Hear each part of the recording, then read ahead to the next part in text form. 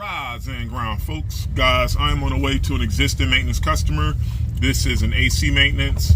I believe this customer has oil heat. I don't know if we did any work outside to the condenser.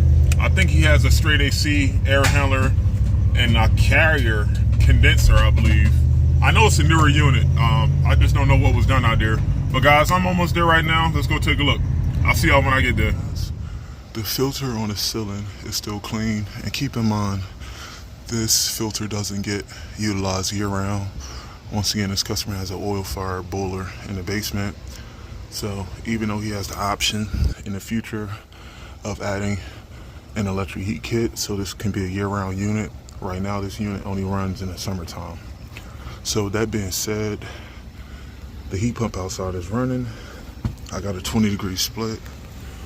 But what I'm gonna do now is flush my drain line. I believe this goes out near the heat pump outside. But once again, this is a newer unit. Everything looks good. Guys, let me flush the drain. And I'll be right back. All right, guys. I stand to be corrected. I thought this was a heat pump, just from the outer looks of it, from this thing being off the ground, but this is in fact a straight AC. Looks to be 2-ton carrier condenser. Age on this is about 6 years. And that drain line that we've seen in the attic, it does indeed go out here. But most importantly, we flush the drain line and the filter is clean inside. Nothing was done out here. This looks like the original capacitor and contactor. But what I'm gonna do is I'm gonna kill power and we're gonna check this cap. This is what, a 40-5? All right. Let me kill power and check the cap, guys. I'll be back. Testing my cap. 4.7 out of a 5. Guys, to be honest with you, when I say this is a brand new unit, this unit isn't 30 years old, but you got to understand, for you technicians, this is a great thing to explain to customers. Every heat or AC unit, some customers may think that a unit will not have any issues for at least 12 to 15 years. In a perfect world, you know, miracles happen every day. You can have heat or AC units last 40 years, but is that practical? No. We have to be practical here, guys. The only way you can avoid breakdowns is, of course, with maintenance. However, every heat and AC system has maintenance items. Maintenance items like capacitors, relays, thermostats. Most of your smaller items will accrue wear and tear within the course of 5 to 6 years. 5 to 6 years, 2019 makes it 6 years. And these maintenance items are not expected to last a long time without causing some type of issue, whether it's heat or AC related.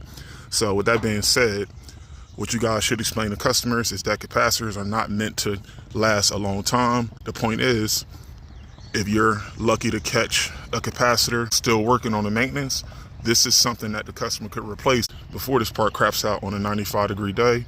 And now the customer has to take time off of work and schedule and reschedule God knows what, all because of what? Something that could have been replaced months prior if someone came out to preventatively check out the AC. So it always pays to be proactive, even if the customer doesn't do it. As long as they know about it, I can sleep good at night knowing that the customer knows best case scenario and worst case scenario. But what I'm gonna do is bring this to the customer's attention, and everything else looks good. I'm gonna check for potential difference on that contactor once I turn power back on, or I gotta check for amps. But being at a 4.7 out of a 5, the numbers are only gonna go down. So guys, let me bring the customer out here and let me explain to him what I just explained to you guys. I'll be right back. All right, guys. The customer wants to get this done. His biggest concern is he wants this unit to work when it's 95 degrees out in August, which is understood. But all right, guys, tell you what I'm gonna do. I got my strap here. I'm gonna show you guys when you have a physically bigger capacitor. I'm gonna show you how to mount this. We have bees here. What the hell is that buzzing sound? This guy said he has an exterminator coming out later on today. guys, not to get too sidetracked, make sure you guys carry some wasp spray.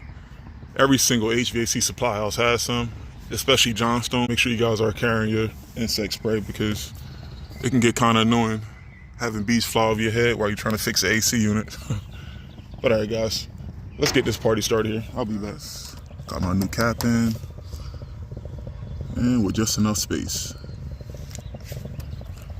All right, now let's turn the system on and we got to check our amps. I'll be right back, guys. Everything's rocking and rolling. I'm curious, in certain areas in Pennsylvania, you're not going to see too many straight AC condensers on risers unless there's some type of height restriction or if the customer has some other special request to have units off the ground. But most of the time, it's very distinguishable to tell heat pumps from straight AC condensers because all heat pumps in PA are required to be off the ground to prevent snow damage in the winter. But straight AC units, they just put them straight on the ground, of course with the condenser pad. But I'm curious as to in other areas, are you guys required, regardless of straight AC or heat pump, if you guys are required to put everything on risers that's not in a flood zone or anything like that? Let me know what you guys think about that. But with that being said, I got to do the paperwork and I got to get to the next stop. But guys, keep rocking and rolling. There you have it, carrier AC maintenance. And we found the cap. Lower than normal, but that's to be expected. Wear and tear does accrue on smaller items after a number of years, specifically 5 and 6 years. But luckily, we were able to catch that and replace that before it became a bigger issue. But guys, keep rocking and rolling. I got to get up out of here. I'll see you on the next one. Peace.